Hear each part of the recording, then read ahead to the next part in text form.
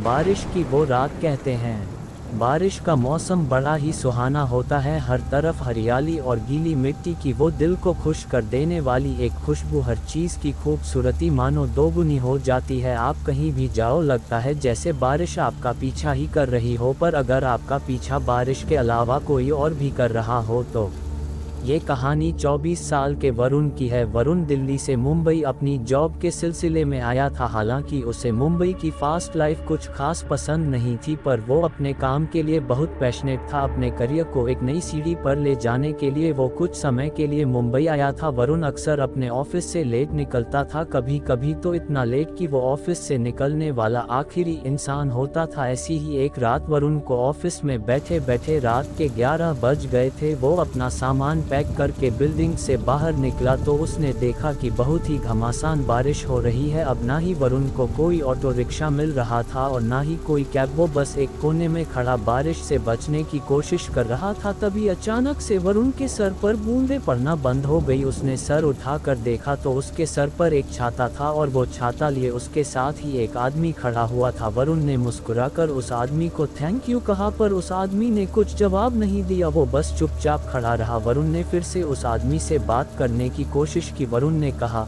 आपका बहुत बहुत शुक्रिया, आपके जैसे लोग बहुत ही कम मिलते हैं। इस पर उस आदमी ने कुछ सेकंड्स बाद अपनी चुप्पी तोड़ी और कहा, मेरा क्या है, मैं तो एक फ़कीर हूँ। कल किसी और को मिला था, आज तुम्हें मिला हूँ और कल किसी और को मिलूंगा। वरुण को उस आदमी की बात थोड़ी अजीब लगी। उसे लगा कि शायद वह आदमी नशे में है। वरुण तुरंत उसके छाते से निकलकर रोड पर चलने लगा, इस उम्मीद ने कि शायद आगे उसे ऑटो मिल जाएगा, पर बारिश थी कि रुकने का नाम ही नहीं ले रही थी। बारिश में चलते चलते वरुण के पैर जैसे ही जमीन पर पड़ रहे थे तो एक आवाज़ आ रही थी छपा पर। कुछ दूर चलते ही वरुण ने नोटिस किया कि वो आवाज़ अब 2 बार आने लगी थी। मतलब उसके कदमों की आवाज़ के अलावा एक और कदमों की आवाज़, मानो कोई उसके पीछे पीछे ही चल रहा हो। वरुण ने मुड़कर पीछे देखा तो उसके पीछे कोई भी नहीं था। वरुण के लिए यह पूरा शहर ही नया था। उसे रास्तों का इतना अंदाजा नहीं था, पर क्योंकि उसका घर ऑफिस के पास ही था तो वो जैसे तैसे पैदल ही अपने घर पहुंच गया। उस रात वरुण का रूममेट भी फ्लैट पर नहीं था। कुछ दिनों के लिए वो अपने घर गया था। वरुण अक्सर ऑफिस से आकर ही सो जाता था, पर आज का दिन कुछ अलग था। बिस्तर पर लेटा हुआ वरुण सोने की जितनी भी कोशिश करता उसे नींद आने का नाम ही नहीं ले रही थी। उसका फ्लैट बिल्डिंग के 6th फ्लोर पर था और बाहर चल रही तेज हवा और बारिश से उसके कमरे में लगी खिड़की जोर जोर से बज रही थी। आसमान में जोरों की बिजली भी कड़क रही थी। ऐसा लग रहा था कि कभी भी कोई बादल फट जाएगा और इसी शोर की वजह से उसके लिए पूरा माहौल बहुत ही डरावना हो गया था। वरुण की सोने की नाकाम कोशिशों के बाद वो किचन से पानी लेने के लिए उठा, पर जैसे ही वरुण ने अपने पैर कमरे के फर्श पर रखे वो चौंक गया, क्योंकि वरुण के कमरे का फर्श गीला था। उसने उठकर ध्यान से देखा तो उसे पता चला कि कमरे की खिड़की थोड़ी खुली होने की वजह से पानी कमरे के अंदर आ गया था। वरुण तेजी से उस खिड़की को बंद करने गया और जैसे ही उसने खिड़की बंद की, खिड़की के कांच पर उसे एक हाथ दिखाई दिया। उस हाथ को देखकर वरुण की चीख निकल गई। 6th फ्लोर की खिड़की पर किसी का हाथ कैसे आ सकता था? वरुण डर के मारे अपने बिस्तर पर वापस चढ़ गया और उसकी आंखों के सामने वो हाथ वहां से गायब हो गया। वरुण को अब कुछ समझ नहीं आ रहा था। इससे पहले कि वो कुछ कर पाता, अचानक से फ्लैट की लाइट ही चली गई। वरुण ने अपने मुंबई के एक दोस्त को कॉल लगाने के लिए अपना फ़ोन उठाया तो उसने देखा कि फ़ोन को चार्जिंग पर लगाने के बावजूद उसका पूरा फ़ोन डिस्चार्ज था, उसमें बैटरी ही नहीं थी। ये देखकर वरुण की हालत अब और ख़राब होने लगी थी। तभी उसे किचन से एक जोर से कांच टूटने की आवाज़ आई। वरुण उठकर किचन में गया तो किचन के फर्श पर एक कांच की टूटी हुई बोतल पड़ी हुई थी। नज़र घुमाकर देखने पर वरुण को किचन में एक काली बिल्ली दिखी। वरुण को लगा कि शायद वो बोतल उसी बिल्ली की वजह से टूटी थी। वरुण की जान में जान आई। उसने खुद को समझाया कि इतनी तेज बारिश की रात में अकेले होने की वजह से वरुण को अजीब चीज़ें दिखाई दे रही हैं। उसने खुद को संभाला और किचन का कांच साफ करके अपने कमरे में वापस जाने लगा, पर वो नहीं जानता था कि उसके साथ अब क्या होने वाला था। जैसे ही वरुण अपने कमरे में वापस पहुंचा, उसकी रूह उसके